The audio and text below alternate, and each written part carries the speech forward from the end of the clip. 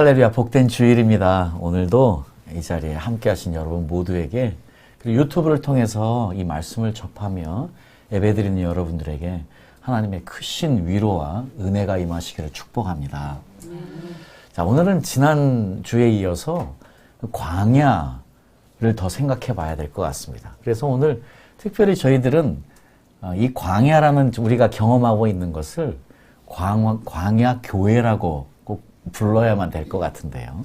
특별히 사도행전의 말씀에 이것이 분명히 나와 있기 때문에 오늘 제목을 그래서 광야교회 등록을 축하합니다 라고 정해봤습니다. 특별히 오늘은 신명기 8장 말씀을 가지고요, 우리 광야가 우리에게 어떤 의미로 다가오는지를 확인해 보려고 하는데, 우리가 지난 시간에 이미 예수님께서 세례를 받으신 후 즉시 광야로 내몰리셨다는 것을 우리 마가복음 1장 12절이 너무나 분명하게 이야기하고 있는 것을 우리가 생각해 봤습니다. 그렇습니다. 세례 후에 예수님도 광야로 성령에 의해서 이끌리셨고 내몰리셔서 그곳에서 우리가 당해야 되는, 이 땅에서 당해야 되는 시험을 이기시고, 그리고 우리를 위해서 놀라운 증거를 남겨주신 것이지요. 예수님이 광야로 내몰리신 것처럼 우리도 이 땅에 사는 기간이 어떻게 보면 광야 같은 삶인 것 같습니다. 특별히 우리가 이 광야를 이해하기 위해서는 무엇보다 중요한 대속제일의 말씀을 지난주에 드렸습니다. 이 대속제일에는요, 특별히 두 마리의 염소가 정해지고, 한 마리의 염소는 하나님께 제물로 드려지고, 또 한 마리의 염소는 아사셀을 위한 염소로 드려지는데, 이 아사셀을 위한 염소는 광야로 보내지게 되어지죠. 이 광야로 보내진 아사셀의 염소는 굶어 죽든지 동물에게 찢어 죽임을 당하게 돼 있었습니다. 사실 지금 예수님께서 광야로 보내심을 받은 것은 마치 이 아사셀의 염소처럼 사탄 앞에서 이미 모든 우리 인간의 죄를 지고 가시는 어린 양의 모습으로 선포하심을 분명히 예표하신다고 우리가 알고 있습니다. 실제로 예수님께서는 십자가에서 우리를 위해서 찢겨서 죽임을 당하신 것이 바로 그 사건인 것인 것도 우리가 지난주에 생각해 봤습니다. 그래서 이 일이 일어날 때에 이 염소에게 묶여있는 두 가지의 특별히 빨간 리본이 있는데, 하나님을 위해서 드려지는 것은 목에 빨간 리본이 지워지고, 아사셀을 위한 것, 이 사탄을 위해서 보내지는 것은 뿔에 빨간 리본이 묶여있는 것을 우리가 같이 생각해 봤죠. 그런데 놀랍게도요, 우리 요하난 벤 자타이람 이 랍비 분이 적어놓은 역사서에 보면 예수님이 정확하게 십자가에 못 박히시고 나서부터 40년 동안 아무리 이 아사셀의 염소를 이 뿔에 빨간 띠를 묶어서 광야에 보내도 이 빨간 띠가 절대로 하얀색으로 변하지 않았다는 사실을 역사적인 증거를 통해서 우리가 이미 알 수 있듯이요, 이 놀라운 예수님의 십자가의 사건은 바로 우리의 모든 죄를 이미 사하셨다는 사실을 예수님의 십자가의 사건으로 인해서 우리가 분명히 알 수 있습니다. 예수님께서 이 광야로 보내신, 이 광야에서 40일 동안 있었다는 것은 이스라엘 백성들이 40년 동안 광야에 머물렀다는 것을 어떻게 보면 예표하고 있는 것이 아닌가. 그렇다면 이스라엘 백성들이 40일 동안 광야에 있었다는 것은 예수님이 40일 동안 광야에서 매일매일 시험 받으셨고, 또 40일 금식이 끝난 후에 시험 받으셨다는 사실은 이 땅에서도 우리가 광야 같은 삶을 살면서 우리도 끊임없는 이 시험을 당한다는 사실을 우리가 어쩔 수 없이 인정하지 않을 수 없을 것 같습니다.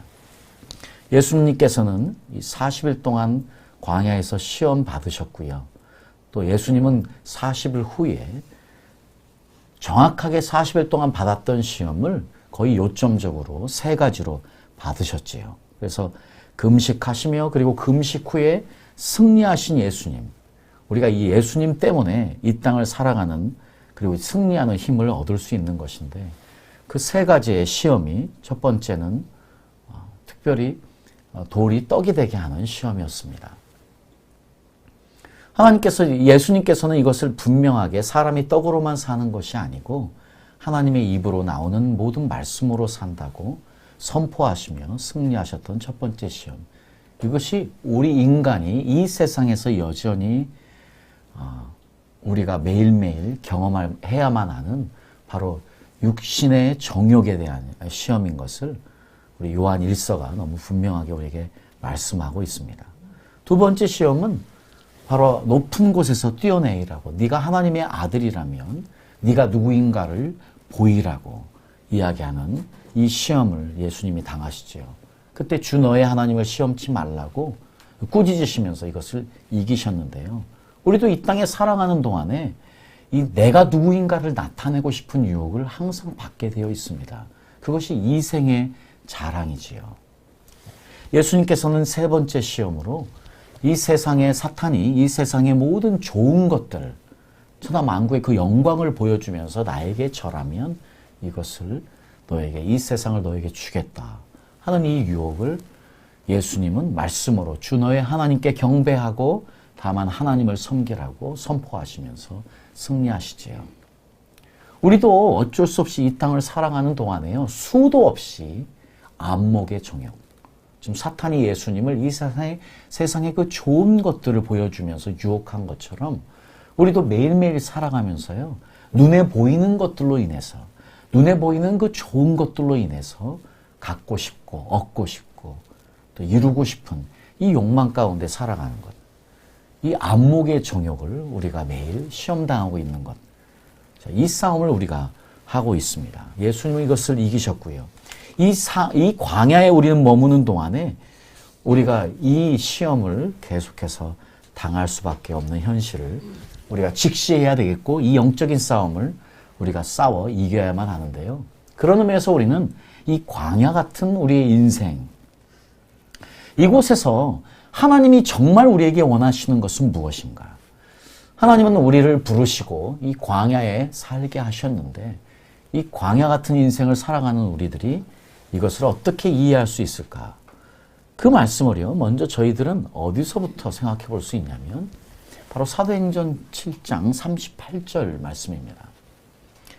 지금 스테반 집사요, 첫 번째 순교자였던 스테반 집사가 지금 모세 이야기를 하면서요, 시내산에서 말하던 그 천사와 및 우리 조상들과 함께 광야 교회에 있었고 또 생명의 도를 받아 우리에게 주던 자가 이 사람이라.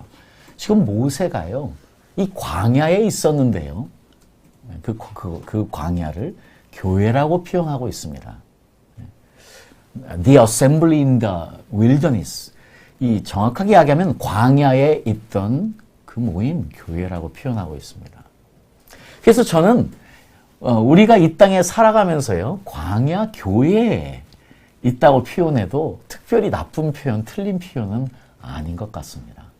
물론 그렇죠. 우리가 섬기고 우리가 함께 예배하는 교회가 있지만 영적으로 이야기하면 우리가 사는 이 세상이 광야 같은 세상이기 때문에 우리는 이미 광야 교회에서 하나님을 예배하고 하나님을 바라보는 훈련을 하고 있는 것이지요. 그래서요, 마치 예수님을 믿는 것은요, 광야 교회에 등록하는 것과 똑같은 것 같습니다. 그래서 제가 오늘 제목을 광야 교회 등록을 축하합니다. 그렇게 정한 것이 믿는 모든 사람들은 이미 광야 교회에 속해 있기 때문입니다. 그럼 이 교회에서 우리가 무엇을 경험해야 되느냐? 그것을요, 오늘은 신명기서 8장 말씀을 가지고 계속 생각해 보도록 하는데요. 이 광야는 절대 그 어느 누구도 피해갈 수 없다는 사실입니다. 아브라함도요, 25년 동안이나 광야에서 방황하며 하나님을 경험해 갔습니다. 그리고 훈련 받았습니다. 야곱은 30년을 광야에 있었습니다. 모세도요, 미디안 광야에서 40년, 그리고 이스라엘 백성들과 함께 광야에서 40년을 보냈습니다. 우리 다윗도요, 정말 어려운 삶을 살았죠. 다윗도 17년 동안이나 광야에 있었습니다. 그리고 왕이 되었습니다. 사도 바울도요, 예수님을 만나고 나서 다메섹 도상에서 3년 반 동안 아라비아 광야에 있었습니다. 이렇게 하나님의 모든 사람들은 다 광야에서 하나님을 만나는 경험을 해야만 했던 것처럼요. 이스라엘 백성들이 40년 동안 광야에 있었어야만 했던 것처럼요. 저희들 모두도 이 광야에 있어야만 한다는 사실이죠. 그래서 출애굽기 13장 18절 말씀에 하나님이 너무나 분명하게 그러므로 하나님이 홍해의 광야길로 돌려 백성을 인도하셨다. 자, 이스라엘 백성들을 지금 광야로 인도하신 것입니다. 그러니까 이스라엘 백성들은 광야로 인도함을 받아간 거예요. 네. 그래서 광야길은요, 하나님의 인도 가운데 있는 것이 너무 분명합니다. 그래서 광야 교회에 계신 여러분들 축복합니다. 이것이 하나님의 인도입니다. 네. 그래서 이제 유대 문헌 중에서 미시나라는 문헌이 있는데요. 거기에 보면 이 광야 40년, 이스라엘 백성들이 광야에 있던 40년을 뭐라고 표현했냐면 하나님과의 허니문 기간, 신혼 기간이라고 표현하고 있습니다. 아마 이스라엘 백성들은 그렇게 느끼지 않고 불통하며 살았지요. 그러나 너무나 분명한 영적인 의미를 이 미시나는요, 하나님과의 허니문 기간, 신혼 기간이었다. 그 40년을요. 네. 그러니까 여러분, 광야에 있으십니까? 그렇지요. 광야는 우리가 당하는 이 세상에서 당하는 어려움, 여러 어려움들이지요. 네. 근데 이 시간이 허니문 기간이랍니다. 그러니 하나님이 우리를 그 길로 이끌어 가실 수밖에 없는 것이지요. 우리 가운데 연단과 고난과 고통이 연이어 있을 수도 있는데 그 이유는 뭐냐면 그것을 통해서 하나님은 우리와 깊은 만남을 갖기 원하신다는 것이에요. 마치 신혼처럼. 아직 결혼 안 한 분들은 그 신혼의 맛이 뭔지 모르겠지만 하나님은 여전히 하나님과 우리와의 관계를 이 결혼으로 표현하고 있어요. 신랑과 신부로 표현하고 있어요. 그러니까 이 표현이 전혀 이상한 표현이 아니지요. 사실 이제 그래서 이스라엘 사람들에게 이 광야 40년은요, 이스라엘 백성이 집단적으로 하나님을 경험했던 거룩한 장소라는 것이 함께 경험한 거예요. 그러니까 이것이 교회예요. 그러니까 이게 광야를 교회라고 이야기하는 것이 너무 중요한 것이 이게 혼자만 외롭게 가는 것이 아니고요. 물론 고독합니다. 물론 어렵습니다. 그런데요, 이게 교회라는 것은 우리가 함께 의지하고 함께 기도하며 함께 가는 공동체라는 것인데요. 이스라엘 백성들은 사실 이제 집단적으로 이 광야교회에서 함께 하나님을 경험한 것이지요. 그러면요, 우리가 이제는 신명기서 말씀에 너무나 분명하게 이 광야가 이스라엘 백성들에게 어떤 의미인지를 분명하게 이야기해주고 있기 때문에 오늘날 여전히 이 광야교회에 있는 우리들에게도 이 모든 우리가 이 땅에서 당하는 어려움들, 그 시험들이 어떤 의미인지 하나씩 확인해 보도록 하겠습니다. 먼저요, 우리가 신명기서 8장 2절 말씀인데요. 이 말씀 우리 다 같이 한번 읽어보겠습니다. 자, 시작. 내 하나님 여호와께서 이 40년 동안에 너로 광야의 길을 걷게 하신 것을 기억하라. 이는 너를 낮추시며 너를 시험하사 내 마음이 어떠한지 그 명령을 지키는지 아니 지키는지 알려 하십니다. 아멘. 그렇습니다. 지금 신명기서를 통해서 하나님께서 이 광야를 왜 이끌어 가셨는지, 왜 이스라엘 백성들은 40년 동안 광야 생활을 해야만 되는 것인지, 그 첫 번째 말씀이 바로 기억하는 것으로 시작을 합니다. 자, 이 40년 동안의 광야의 길을 걷게 하신 것을 기억하라 하면서 지금 이스라엘 백성들을 어디로 보내시느냐? 약속의 땅으로 보내시는 것이거든요. 그러니까 이 광야는 기억해내야만 하는 것이에요. 사실 그런 의미에서요, 우리의 신앙생활은 기억해내는 거예요. 우리에게 가장 중요한 안식일의 개념도 우리 출애굽기 신명기의 말씀을 통해서 기억하라 하면서 창조주 하나님을 기억하라. 내가 너를 어떻게 애굽에서 구원해 내었는지 구원자 하나님을 기억하라. 기억함으로 그날을 거룩하게 하는 것이라고 너무나 분명하게 이야기하고 있습니다. 그래서 우리가 구약에서 안식일을 지키는 것을 기억해내는 것. 창조주 하나님, 구원자 하나님, 그 하나님이 나의 하나님임을 기억하는 것. 그래서 그날이 거룩하게 되는 것임을 우리가 출애굽기와 신명기와 에스겔서 말씀을 통해서 너무나 분명하게 알 수 있는 것처럼요. 그 모든 절기들이 다 기억해내는 행위입니다. 오늘 예배도 기억해내는 것입니다. 그분을 다시 기억하는 날입니다. 그것이 최소한 7일에 한 번씩은 계속되어져야만 된다는 것입니다. 그런 것처럼요, 이 광야도 기억돼야만 되는 것이에요. 어려움도 고통도 기억해내야만 되는데 문제는 그거예요. 우리가요, 고통이 있을 때는 기억합니다. 그리고 그것이 해결되어지면 기억됩니다. 그런데 오래가지 않습니다. 우리가 어떤 어려움을 당하고 승리하고 나서 그 하나님이 계속해서 기억될 것 같은데 삶이 편해지면은요, 안 그렇습니다. 잊어먹습니다. 금방 잊어먹습니다. 저희도 사실 필리핀에 처음에 갔던 첫 해 동안이요, 정말 놀라운 하나님의 많은 것들을 경험하고 정말 꿈속에 있는 것처럼 생활했는데요, 잊어먹습니다. 그렇게 오래가지 않아요. 자, 그래서 성경은 아주 그냥 계속해서 우리에게, 하나님은 우리에게 계속 기억해내기를 요구하시는 것 같습니다. 자, 그렇습니다. 광야는 기억함으로 시작됩니다. 그런데요, 왜 하나님이 우리에게 광야를 주시느냐? 그 첫 번째, 광야는요, 바로 나를 낮추시는 교회입니다. 바로 기억하라 하시고 나서요, 이는 너를 낮추시며. 광야는 우리를 낮추시는 곳이에요. 광야교회에서 우리는 낮아져야만 하는데, 이것이 어렵지요. 그런데 그래서 하나님께서 우리에게 어려움을 주시고 고통을 주시는 거예요. 이제 인간적인 어려움, 인간적인 관계에서 어려움도 오게 되면서 우리 자존심이 상하게 되죠. 인격의 모독감도 느낄 때가 있고요. 그래서 마음의 상처가 깊어질 때가 있죠. 그런 모든 어려움들이 왜 생기느냐? 하나님은 그런 것들을 통해서 우리를 낮추시고자 한다는 것입니다.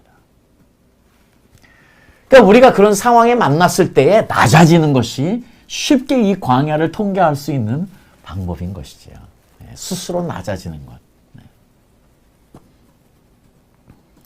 이것이 사실은 그렇게 쉽지만은 않은 것 같습니다. 우리 안에는 우리가 높아지고 난 이생의 자랑이 항상 꿈틀거리고 있으니까요. 주님 앞에 항상 혈루병 앓는 여인이 주님의 그 옷자락이라도 만져야 되겠다는 간절함으로 기어서 예수님의 옷을 만짐으로 인해서 치료를 받은 것처럼요. 그런 간절함으로 그 개처럼 취급하며 모욕을 당했던 그 가나안 여인, 그렇지만 그 딸을 살리려고 그 모욕을 참고 예수님께 끝까지 간구해서 결국은 승리한 그 여인처럼요. 우리도 주님 앞에 올 때에 그런 간절함과 낮아짐으로 주님께 와야 되는데 그렇지 않을 때가 너무 많아요. 우리 마음이 너무 높아져서 올 때가 너무 많아요. 자, 그렇습니다. 이 광야는 우리를 낮추시는 곳이라니까요. 여러분, 어려운 가운데 있습니까? 여러분, 자존심 상하는 일 당하시고 계세요? 지금 인격의 모독감을 느끼며 그런 관계성 때문에 힘들어 하십니까? 마음에 상처가 있으십니까? 그때는 비록 바로 나를 낮출 때입니다. 하나님, 나는 주님이 필요합니다. 주님, 나는 주님이 필요합니다. 나는 죄인입니다. 하고 나를 낮추고 주님께 나오는 저희 모두가 되었으면 좋겠습니다.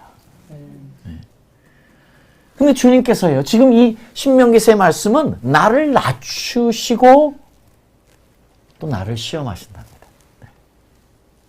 이 광야는 나를 시험하는 교회입니다. 시험. 그래서 우리는 이 땅에서요, 템프테이션, 이 유혹을 시험을, 테스팅을 당할 수밖에 없어요. 예수님도 겪으셔야 됐던 그 시험, 세 가지 시험을 이 땅에 당해야 되는데 그 이유가 무엇이냐? 우리를 시험하사 우리의 마음이 어떠한지 그 명령을 지키는지 아니 지키는지 알려 하심이라. 자, 우리가 이 땅에 당하는 이 모든 어려움들은 결국 우리의 마음이 어디에 있는지를 확인하려고 한다는 것입니다. 자, 예수님이 세 가지의 유혹을 당하신 것처럼요. 우리도 이 땅에서 육신의 정욕, 안목의 정욕, 이생의 자랑 때문에 분명히 시험을 당할 것입니다. 그때에 우리는 우리의 마음을 어디에 둬야 될지를 아마 다시 확인해 봐야 될 것 같습니다.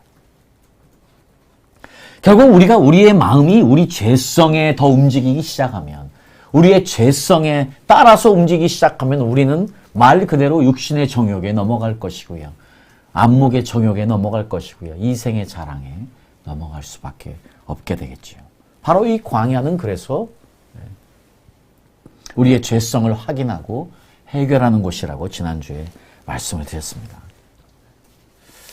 자, 우리가 이 광야에 있다면 오늘 말씀대로요, 우리의 마음이 어디 있는지를 확인해 봐야 합니다.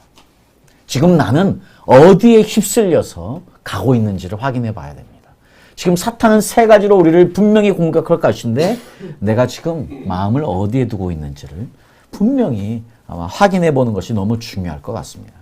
지금은요, 그 어느 때보다 지금 우리에게 주는 이 세상의 많은 사상들이 우리를 쓰러뜨리려고 합니다.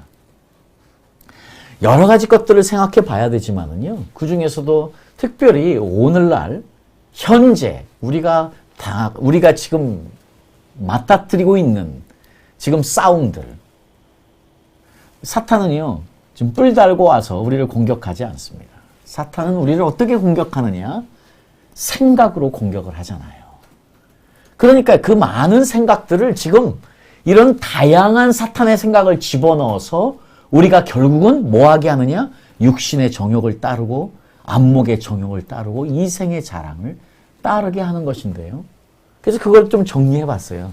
먼저 편의주의. 네. 우리가 만약에 이 편의주의에 물들면은요, 절대로 희생과 헌신할 수 없습니다. 네. 아마 우리가 당하는 가장 지금 큰 영적인 싸움이 편한 곳에 머무려는 싸움일 것 같습니다. 그러니까요, 교회가 갈수록 편해지는 거예요.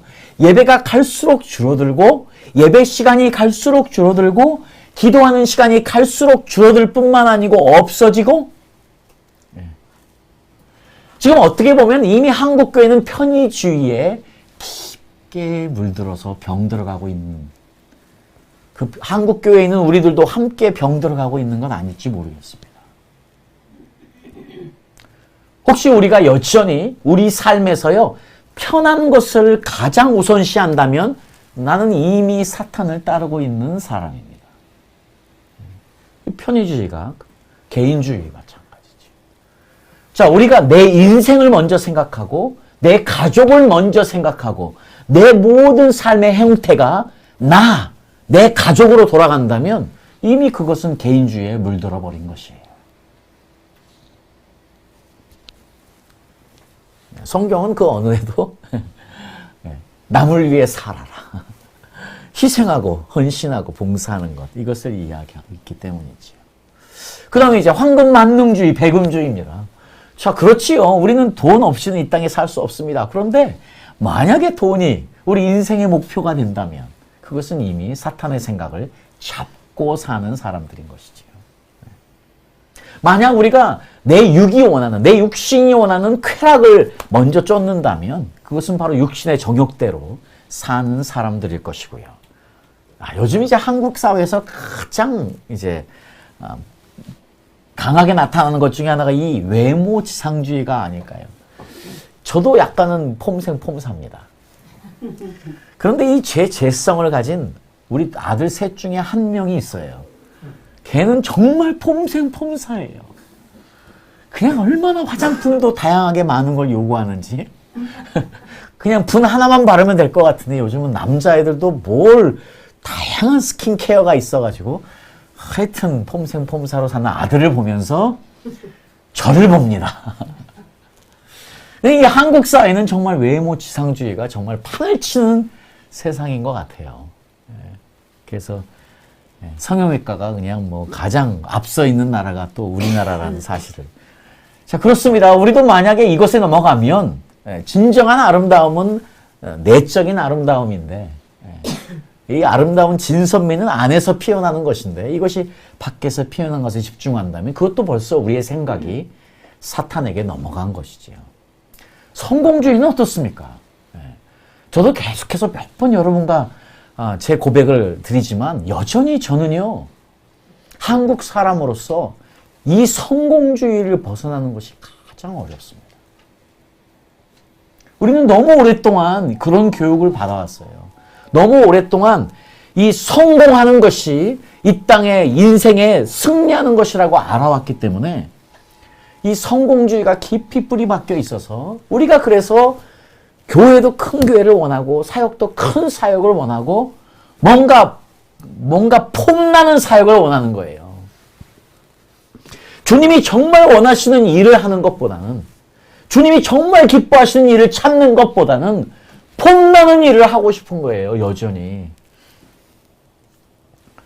여전히 제 안에 깊이 뿌리 박혀 있는 이 성공주의, 이 죄성을 뽑아내는 게 너무 힘드네요. 자, 그렇습니다. 이 성공주의가 너무 안타깝게도요, 우리 한국교회에 너무 깊이 뿌리 박혀 있어요. 그래서 신학교를 졸업하자마자 가고자 하는 방향이 쫙 정해지는 거예요. 롤모델의 교회들이 딱 발견되어지는 거예요. 그래서 그 길을 따라갑니다. 많은 신학생들이요. 마치 그것이 이 땅을 올바르게 사는 것처럼요. 그런데 그 밑바닥에 깔려있는 것은 바로 사탄이 준 성공주의입니다. 그러니까 얼마나 많은 주의 종들이, 얼마나 많은 그리스도인들이 하나님 앞에 섰을 때 깜짝 놀라겠습니까? 우리는 이 땅에서 성공한 것처럼 살았는데 주님은 우리를 실패자라고 규정을 하실 거니까요. 여전히 이거 뽑아내는 거 참 힘든 일입니다. 그리고 이제 철저한 현세지향. 우리가 만약에요, 이 땅을 바라보면서 저희가 오늘 참 믿음이 없으면 이 땅에 속한 자처럼 삽니다. 믿음이 없으면 이 땅을 바라보며 삽니다. 그러면요, 현재를 살기 위해 노력하는 거예요. 미래를 바라보며 사는 것이 아니고요. 미래가 내 목표가 되는 것이 아니고요. 우리가 앞으로 가야 될 곳이 목표가 되는 것이 아니고 지금이에요, 지금. 지금 우리가 사는 이 시간. 그렇게 살면 삶의 방향성이 틀려지지요. 성경은 절대 그것을 우리에게 이야기하지 않습니다. 그렇습니다. 우리에게 현재는 너무 중요합니다. 왜냐하면 지금 구원은요, 현재에 경험하는 거예요. 현재의 과거에 예수님이 하셨던 것을 기억해서 그것을 지금 경험하는 것인데 그것이 미래에 오는 구원을 완성하는 것이기 때문에요. 우리에게 현재는 너무 중요합니다. 그러나 현재를 바라보며 사는 현세 지향성은 절단코 아닌 것이지요. 거기에 지금 다원주의와 관용주의가 마지막으로 있는데요. 지금 시대는요, 모든 것이 상대적이기 때문에 절대적인 죄가 없다는 이야기도 똑같습니다. 모든 것이 그냥 괜찮은 거예요. 내 마음에 옳은 대로 하면, 구약에서 이야기하는 것처럼요, 그대로요, 자기의 소견에 옳은 대로 행하게 만들어주는 것이 다원주의와 관용주의인데, 지금 이 세상에 우리가 정확하게 살고 있어요. 지금 우리가 이 현재의 세상을 포스트 모더니즘이라고 하는데 그게 별로 다원주의와 관용주의인데 그것이 구약에서 이야기하는 자기의 소견에 옳은 대로 살게 만드는 세상에 우리가 살고 있습니다. 사탄이 정확하게 우리를 공격하는 이상향입니다. 그렇습니다. 사탄은 여전히 이 많은 것들을 통해서 지금 우리를 시험하고 있어요. 이 광야에서 지금 우리가 여기 시험당하고 있는 거예요. 여러분, 지금 우리는 어느 것에 휩쓸려 가고 있습니까? 어떤 생각이 우리를 여전히 좌지우지하고 있습니까? 우리가 어떤 결정을 낼 때 지금 어떤 주의가, 편의주의, 개인주의, 배금주의, 쾌락주의, 외모지상주의, 성공주의, 현세지향성, 어떤 것들이 우리를 다스려서 우리의 결정을 지배하고 있습니까? 광야는요, 이것을 뽑아내야 되기 때문에 필요한 것이고요. 우리는 광야에서 이것들을 뽑아내야만 되는 것입니다. 그래서 광야는요, 필요한 것, 우리가 이 땅에 살아갈 때 꼭 필요한 것이 있습니다. 그런데 우리가 이 땅에 살 때 꼭 필요한 것과 이 땅에서 우리가 원하는 것, 이 두 가지의 싸움이에요. 사실 우리는 세 끼 밥 먹으면 돼요. 근데 성공주의에 머무르면 세 끼 밥을 먹는 것으로 절대 만족하지 않습니다. 원하는 것이 틀려집니다. 그런 것처럼요, 우리는 끊임없는 어떤 싸움을 하느냐. 우리가 필요한 것만 가지면 만족하고 감사해야 되는데, 원하는 것, 우리가 원하는 것을 바라보면서 괴리감을 느끼고 행복해하지 않고 기뻐하지 않고 감사하지 않고 불평불만하게 되는 것이 또한 광야인 것이에요. 그래서요, 광야는 어떤 곳이냐? 정확하게 신명기서가 이렇게 이야기합니다. 광야는 사람이 떡으로만 사는 것이 아니요 하나님의 입으로 나오는 모든 말씀으로 사는 것임을 깨닫는 교회입니다. 자, 예수님이 놀랍지 않게요, 첫 번째 시험을 이 말씀으로 승리하시거든요. 이것이 광야로 우리를 보내시는 하나님의 목적이기 때문입니다. 우리가 이 땅에서 눈에 보이는 것, 먹는 것, 입는 것, 자는 것으로만 사는 것이 아니고 오직 하나님 말씀으로 사는 것입니다. 하나님의 진리로 사는 것임을 깨닫는 것. 그것이 바로 광야입니다.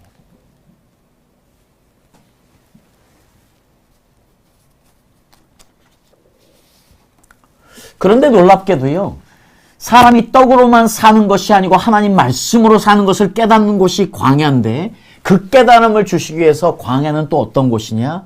광야는 배고픔을 경험하는 교회입니다. 그래서요, 위에요, 지금 2절에는 하나님께서 광야에서 너를 낮추시며 또 시험하십니다. 그러니까 우리를 시험하시는 거, 우리는 그런 모든 우리가 당하는 이 땅의 시험을 통해서 우리가 낮아지는 훈련을 해야 됩니다. 그런데요, 또한 광야는 우리를 낮추시기 위해서 우리를 배고프게 하신다는 거예요. 그래서 너를 낮추시며 너를 줄이게 하신다는 거예요.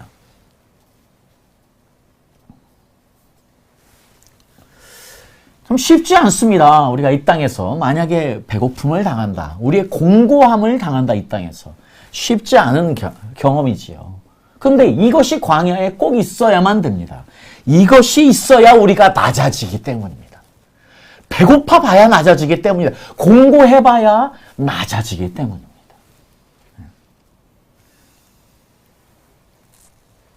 그런데 우리가 배고프고 공고할 때예요, 하나님이 정말 원하시는 것은 이때에 절대로 사람과 환경을 보지 않기를 원하십니다. 우리가 공고하고 배고파지면은요, 우리를 도울 사람을 찾게 됩니다. 우리가 도울 환경을 찾게 됩니다. 그런데 사실 광야는 그것을 하지 않는 훈련이에요. 그럼에도 불구하고, 배고픔에도 불구하고, 어려움에도 불구하고, 공고함에도 불구하고 사람을 보지 않는 훈련을 하는 거예요. 사람을 바라보지 않는 훈련을 하는 거예요.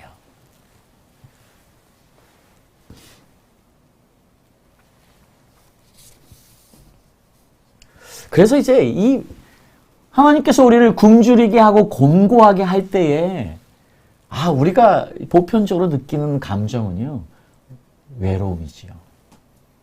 그런데 사실 외로움이라는 표현은 혼자 있는 고통이고, 그리고 외로움이라는 것은 수동적이에요.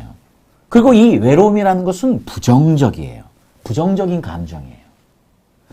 실제로 근데 하나님이 우리에게 원하시는 것은요, 우리를 낮추시고 우리를 시험하시고 우리를 굶주리게 하시는 것은요, 우리를 고독 가운데로 이끌어가는 거예요. 외로움이 아닙니다. 고독입니다. 고독은요, 혼자 있는 즐거움이에요. 고독은요, 수동적인 것이 아니고 능동적인 것이에요. 능동적인 것이에요. 내가 찾아가는 거예요. 그리고 긍정적인 감정이에요. 그러니까 지금 광야에 있다. 여러분들이 지금 광야 가운데 있다 그러면 외로움을 느끼면 그거는 벌써 진 게임이에요. 고독을 느껴야 돼. 고독을 경험해. 이때는 하나님과 독대하는 자리인 거예요. 사람이 없는 거예요. 사람을 찾아다니지 않아야 되는 거예요. 외로워서 사람을 찾으면, 사람을 의지하면, 환경을 의지하면 그걸로 끝나는 거예요. 그것이 아니고 고독으로 가는 거예요. 하나님을 만나는 외로운 장소. 하나님을 만나는 고독한 장소예요. 긍정적으로 가야 되는 거예요. 그러면 외롭지 않습니다. 하나님을 만나기 때문에요.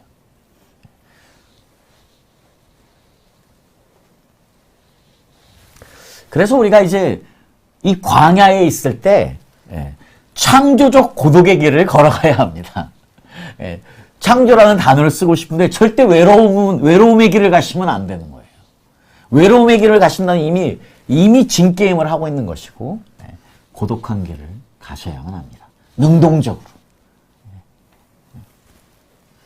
그리고 긍정적인 감정을 가지고 주님을 만나는 곳이기 때문에.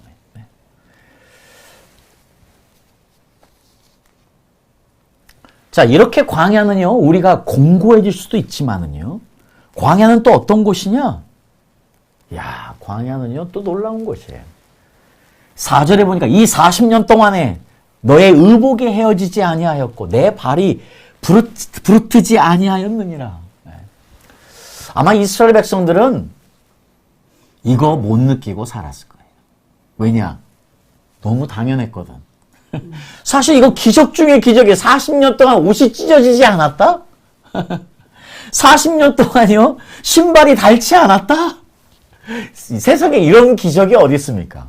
근데 너무 당연하니까 이게 기적인지도 모르고 그냥 너무 당연시하고 살았을 거예요. 처음에 몇 달은 아마 오? 할 수도 있죠. 근데 너무 당연해서 이 기적을 기적으로 보지 않았을 수도 있는데 지금 모세가 이스라엘 백성들에게 야 40년 동안 옷이 헤어지지도 않고 벌써 내 발이 부르트지도 않은 건 신발이 멀쩡했으니까 그런 거 아니냐. 이게 기적 중에 기적 아니냐. 그러니까 광야는 어떤 곳이에요? 우리가 배고플 수 있어요. 네, 하나님이 우리를 어려운 가운데 공고한 가운데 모을 수 있습니다. 그러나 그럼에도 불구하고 하나님의 우리의 살피심과 도우심과 함께 하심은 계속되는 기적이에요. 광야는 그러니까 놀랍게 하나님을 또한 경험하는 곳인 것이지요. 네. 자, 그래서요. 그래서 지금 모세가요. 이 신명기 8장에서 이렇게 끝나지만은요. 한 번 더 지금 광야를 신명기 32장에 이렇게 고백합니다. 한번 다 같이 말씀 읽어볼게요. 신명기 32장 10절 시작. 여호와께서 그를 황무지에서 짐승이 부르짖는 광야에서 만나시고 호위하시며 보호하시며 자기의 눈동자같이 지키셨도다. 지금요 신명기 32장에 지금 모세가요 이스라엘 총회에게 이스라엘 지도자들에게 지금 광야를 정리해주고 있는 거예요. 여호와께서 그를 황무지에서 만나시고 호위하시고 보호하시고 눈동자같이 지키셨다. 광야는 힘들고 어려울 수 있지만 그런 가운데 하나님께서 항상 우리를 만나주시는 고독한 장소이고 하나님께서 우리를 항상 보호하시고 지키시는 그런 교회인 것이지요. 네. 자, 그래서요 다윗이요 17년 동안 광야를 경험했던 사실은요 다윗의 17년의 광야 생활은 그 다른 분들의 광야 생활보다 힘든 처절함이었어요. 다른 분들은 그냥 살 수 있었어요. 사는 광야였어요. 근데 다윗은 쫓겨다녔잖아요. 다윗에게 17년은 굉장히 힘든 시간이었거든요. 근데 그 다윗이 그 광야를 어떻게 이야기하냐면 이렇게 시편 136편 16절에 이렇게 이야기합니다. 자, 우리 다 같이 한번 읽어보죠. 시작. 그 백성을 인도하여 광야로 통각해 하신 이에게 감사하라. 그 인자하심이 영원하미로다. 그렇습니다. 그래서 우리는 이 땅에서 어려움과 고난과 고통을 경험하는 광야에 있을 수 있지만 오늘 지금 다윗이 이렇게 선포하는 것처럼요. 감사만 해야만 되겠습니다. 광야는 감사하는 곳이랍니다. 자, 그러면은요, 이 광야가 우리에게 어떤 의미인가를 다시 한번 신명기서 8장 5절이 이야기해 주고 있어요. 자, 우리 5절을 한번 다 읽어보겠습니다. 시작. 너는 사람이 그 아들을 징계한 같이 내 하나님 여호와께서 너를 징계하시는 줄 마음에 생각하고. 지금 모세가 하나님의 말씀을 받아서 이스라엘 백성들에게 지금 하나님의 말씀을 전해주고 있는데 40년의 광야 생활이 무엇을 만드는 기간이냐? 하나님의 아들을 되도록. 여러분들 이미 제가 여러 번 설명드렸잖아요. 히브리서 말씀을 통해서 우리는 아들이 돼야만 돼요. 네, 휘오스. 아들이 돼야만 됩니다. 아버지 같은 아들. 근데 이 시작이 주님을 전적으로 의존하는 테크논, 아버지를 전적으로 의존하는 아이 테크논이 될 때 시작되는데 광야가 바로 그곳인 거예요. 광야는 우리를 전적으로 그분을 의지하게 만드는 장소잖아요. 그러니까 광야는 할렐루야인 거예요. 하나님은 근데 그 광야를 통해서 우리를 어떻게 이끌어 가시느냐? 아들을 되게 하시는 것입니다. 그러니까 광야 없이 사는 그리스도인들, 그분들은 그리스도인들이 아니에요. 하나님과 상관없는 사람들이기 때문에 그들의 인생이 어찌됐든 하나님은 아무 상관 안 하시니까 간섭하지 않는 겁니다. 내가 만약 하나님으로부터 멀어져 있는데 내 삶이 여전히 편안하다, 내 삶이 여전히 아무 문제가 없다, 그러면 여러분은 이미 사탄에게 속한 자일 수도 있습니다. 이미 깊이 사탄의 주위에 넘어가 버려서 이미 하나님과 상관없는 자로 살고 있기 때문에 하나님의 디서플린이 없을 수 있습니다. 훈련과 채찍, 퍼니시먼트가 없을 수 있는 거예요. 자, 그렇습니다. 그런 의미에서 이 말씀을 듣는 여러분들 중에서 어려움 가운데, 고통 가운데, 그리고 연단 가운데 있으신 분들이 있다면 오늘 힘을 얻으십시오. 광야는 우리에게 감사할 것입니다. 결국 이 광야를 통해서 하나님은 우리를 하나님의 아들 되게 하셔서, 그래서 결국 우리가 가야 될 장자들의 교회까지 인도하시기 때문입니다. 그래서요, 지금 이 말씀이 구약 히브리어로 적혀 있습니다. 그런데요, 이 구약 히브리어를 모르는 유대인들을 위해서 만들어진 헬라어로 된 구약의 책이 70인역이에요. 그 70인역에도요, 지금 그 아들을 징계한 같이 이 아들이요, 휘오스, 아들로 그대로 표현되어 있어요. 제가 말씀드린 아버지 같은 아들로 표현되어 있어요. 똑같은 헬라어 단어가 표현되어 있습니다. 그 광야 없는 아들은 있을 수 없는 것입니다. 고난 없는 하나님의 자녀들이 있을 수 없는 것입니다. 그러니까 우리는 항상 기뻐하고 쉬지 말고 기도하고 범사에 감사하는 일만이 이 땅을 살아가는, 광야를 이겨내는 가장 강력한 힘인 줄 믿습니다. 여러분 감사하십시오. 광야를 통과하십시오. 그러나 우리가 알아야 됩니다. 이 광야를 통과했다고 해서 광야 끝이 아닐 수 있습니다. 왜냐하면 사탄이 이 땅에 머무는 이상에 우리에게는 끊임없는 광야가 이어질 수도 있지만 그 모든 것은 결국 우리를 약속의 땅으로 인도하는, 그 땅으로 인도하는 길임을 우리가 알고 끝까지 승리하는 저희들 될 수 있기를 예수님의 이름으로 축복합니다. 아멘.